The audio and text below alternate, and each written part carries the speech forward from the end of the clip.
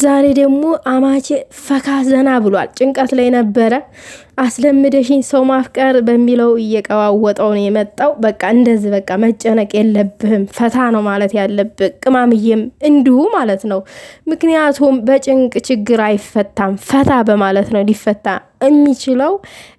ያው አስደሳች ነገር አለ መሰለኝ ቤተሰብ። ዛሬ ብሩኬ ፈታ ፈታ ፈታ ብሎ ነው የመጣው ቲክታክ ላይ። አስለምደሽኝ ምናምን ሰው ማፍቀር ፈገግታው የሌለ ይለያል።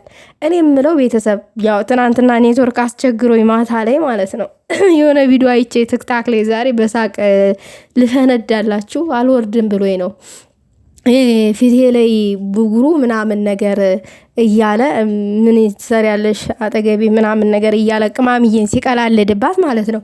እንዲህ እሷ ደግሞ ላዳላ አላለችም። እንዲህ እኔ በሳቅ ነው የነፈርኩትኝ በዛ ቪዲዮ።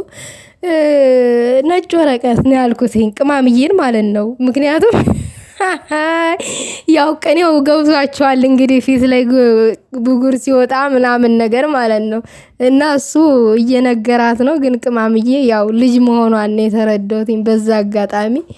ግን አትግጁ እንጂ ቅማምዬ አማቻችንን ተንከባከቢል። እኔ የምለው ማለት ነው እናንተ ቤተሰቦች እንደው የአማቻችንን ገጥታ አታዩም እንዴ? ምን ሆናችሁ ነው ወንድሜ አማቼ ምናምን እያላችሁ የምታሽቃብጡት? ፊቱ ምን ሆነብን ምናምን መክሳቱን መጥቆሩን ፊቱ ላይ ብጉር መውጣቱን ሁሉ መመልከት አለባችሁ። ሌላ ነገር ብቻ ነው የምትመለከቱት። እነ ጠንፌ ሲመጡ የሆነ ነገርም ሲሆን ማየት አለባችሁ። መከታተል መንከባከብ ማለት ነው። እኔ ስንቱን ነገር ተናግሬ ዘልቀዋለሁኝ። እንዲህ ምን ሆናችሁ ነው? ለማንኛውም ለጨዋታው ድምቀት ነው።